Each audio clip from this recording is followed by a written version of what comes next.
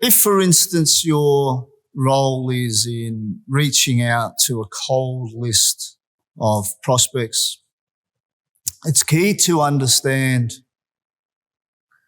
your ideal customer. So our first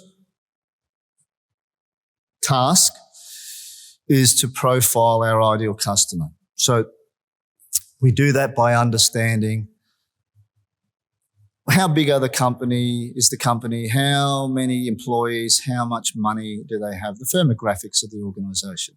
The psychographics of the organisation is how do they think? What's the personality of the organisation? Are they in growth mode? Are they in trouble? Who would I say is in trouble? Well, the last 2 weeks it's been Westpac with 2 outages. It's been Optus. It's been Medibank Private. It's the big consulting firms, for instance. I would suggest that they're in trouble or threat with areas of their business. So the personality of that organisation or the psychographics of the organisation, and also the technographics of the organisation. What technology do they have today? What do they use? What would we alter? Or what would we replace? What do we work with?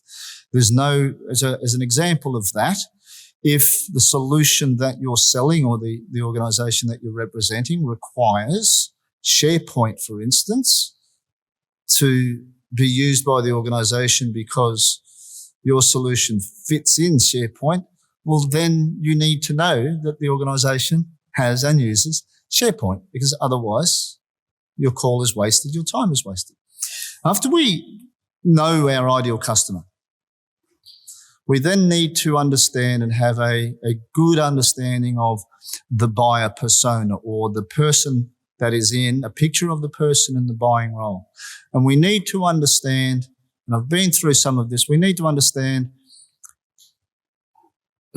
not who they are, but what they do, what they're gold on. What are their goals? What are their key objectives? What are their key result areas and key performance indicators? What challenges and obstacles do they face in their role? Okay. What represents a job well done for that person? How are they every day affecting the outcome of the organisation that they work for? So in preparation for making any sales call, the first things that we need are an ideal customer profile. Secondly, we need a picture of the person in the buying role. And we need to develop a narrative. And that narrative for that person, not a script, a narrative for that person focuses on business value.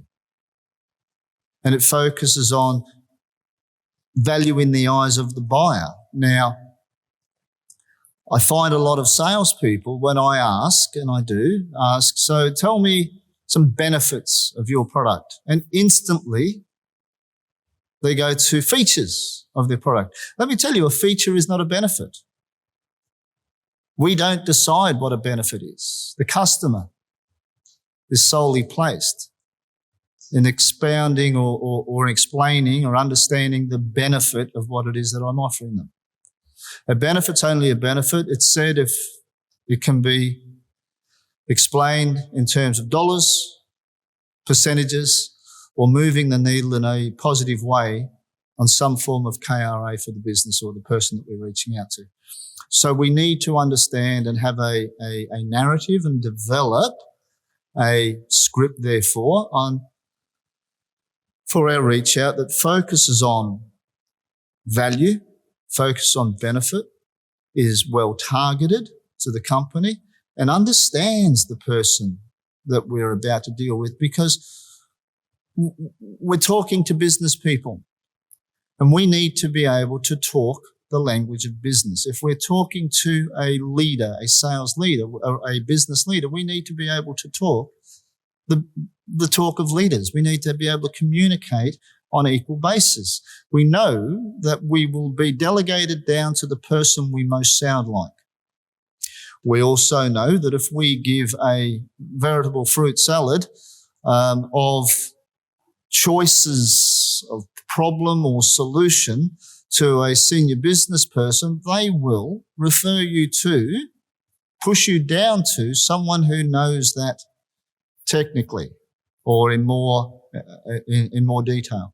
So you've missed your opportunity to talk to a business person about the issues that they face and your ability to help them with those challenges. And that's done in a fashion that is, I have some ideas on how you can fix this problem, and in a way that will give you a commensurate benefit. And of course, closing it off with, when can we find 15 minutes?